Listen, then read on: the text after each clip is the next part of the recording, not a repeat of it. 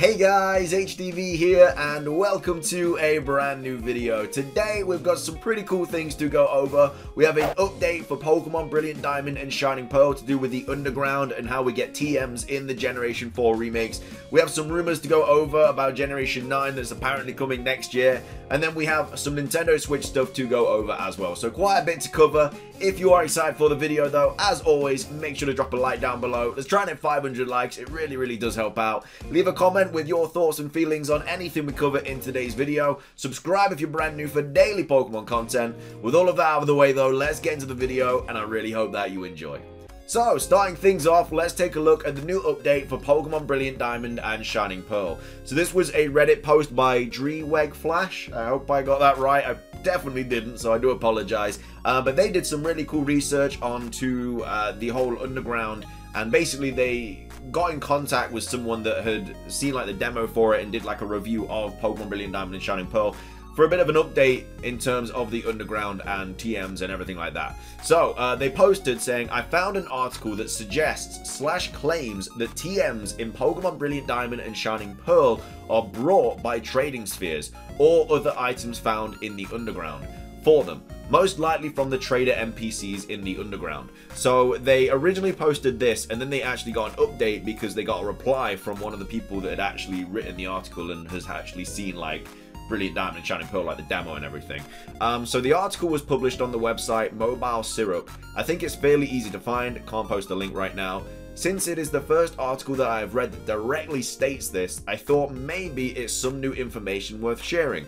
I'm sorry of course in case this has been known already.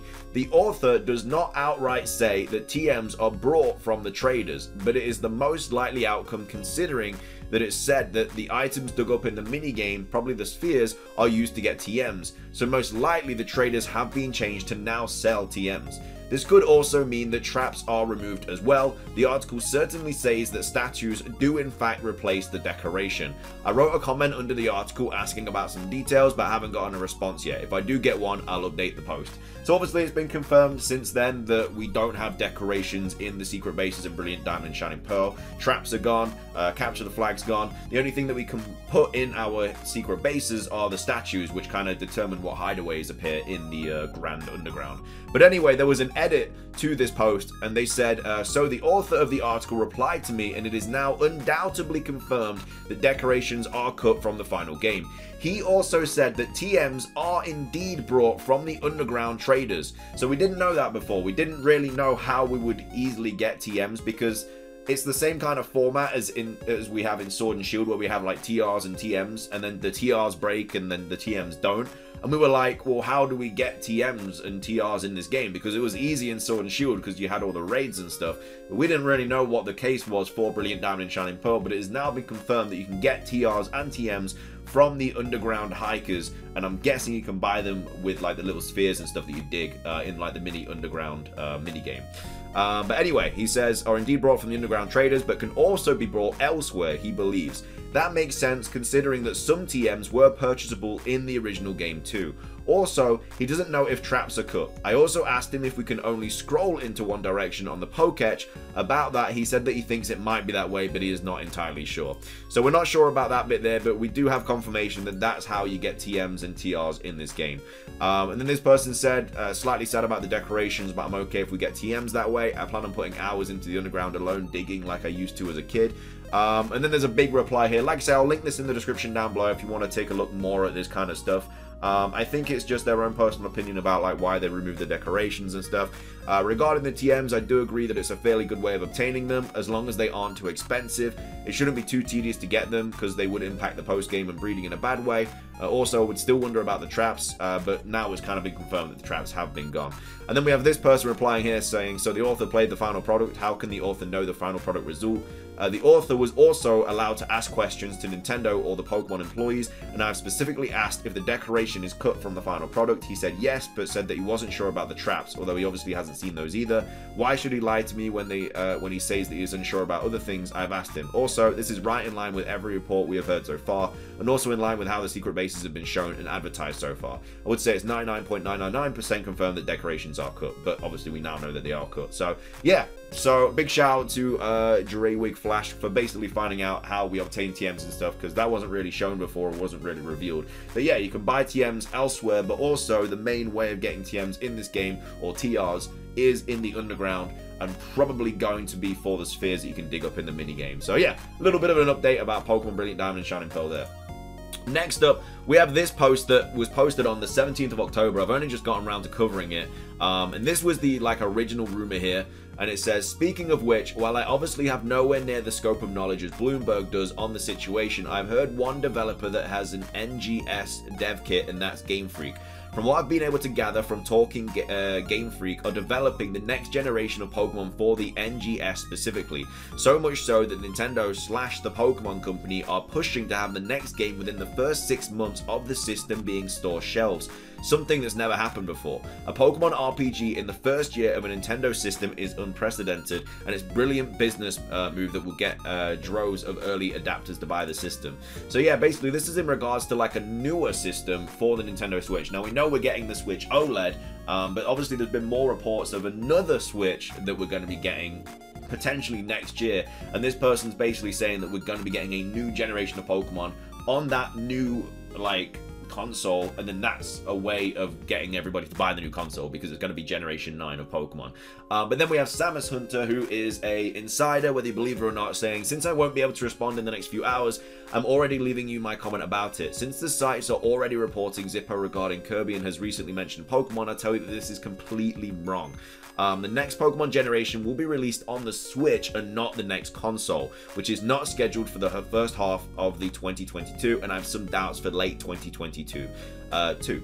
For late 2022, I'm referring to the new console. The new Pokemon games are for sure being announced early next year, like February. Originally planned for late 2022, but it's possible that COVID delayed the game to a similar time frame to Legends.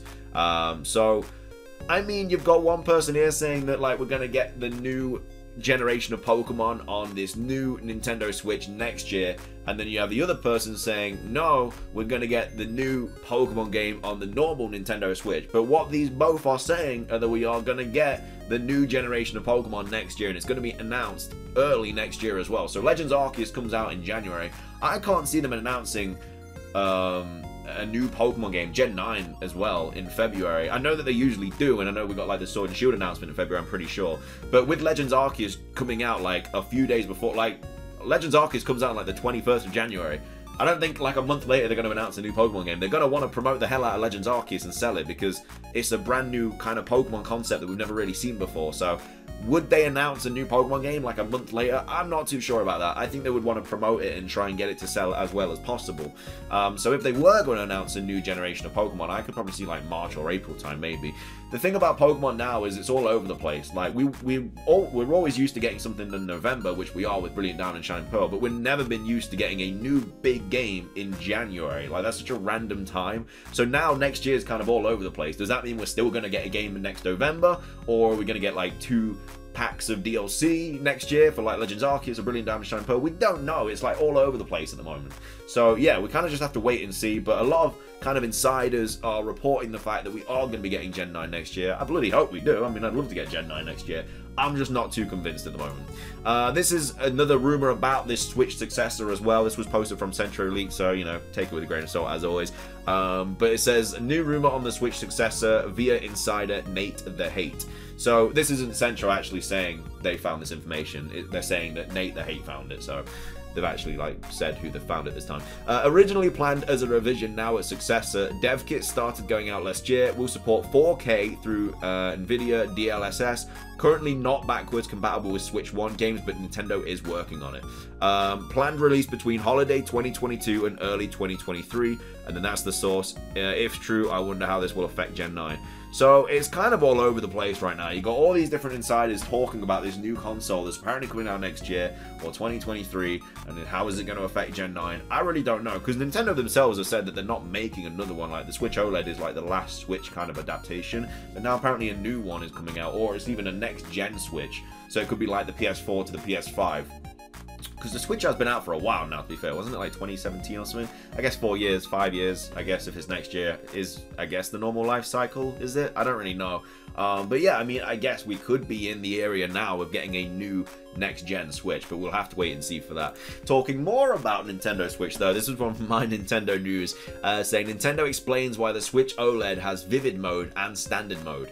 So in the recent interview with the product developers behind the recent launched Nintendo Switch OLED model, the team explained why they gave users two options when it comes to the display. If you own a Nintendo Switch OLED model, you will have noticed that you can choose between Vivid Mode and Standard Mode. So Vivid Mode enhances vibrant colors, which may be off-putting to some players. They are also included a Standard Mode to give a more natural look to the visuals displayed on screen. I have noticed that some users on social media say that they prefer Vivid Mode for some games and Standard Mode for other games, but it is all down to personal choice. The Nintendo Switch OLED model is available right now. So this is the actual quote saying, even though the colors have gotten more vivid with the OLED display, some customers may feel like the colors look too vivid. Taking that into consideration, we made it so that the player can select a standard color mode to make it look like the conventional LCD display. If you prefer the vivid colors of the OLED display, you can keep it in the vibrant color mode that is default out of the box. So yeah, a little bit of information there for the Nintendo Switch OLED. But yeah, there was kind of crazy information today. So obviously, really cool update on BDSP with the TMs. But I mean, this is just like all over the place right now. Like, I would love to see Gen 9 next year. Like, of course I would. But just like Brilliant Diamond Shining Pearl November, Legends Arceus January, and then a new generation in like November. Like, that's 3 games in like the course of a year, and 3 big games as well, like a remake, Legends. It's not like a Let's Go game. I personally thought it was going to get like Let's Go next November because it's easy to make, and obviously it scraps a lot of features, so it'd be an easy game for them to make, and then the year after that they probably make Gen 9. But a lot of people are reporting we're getting Gen 9 next year, so I really don't know. We'll have to wait and see. What are your thoughts on it, though? Do you think we are going to be getting Generation 9 next year? Let me know. If you enjoyed today's video, drop a like, as always. Let's try and hit 500 likes. It really helps out. Leave a comment, like I said, with your thoughts on anything we mentioned in today's video. There's a lot of talking points. Subscribe if you're brand new for daily Pokemon content. Ring the notification bell. That's everything from me, though. Have a fantastic rest of your day, and until next time, peace.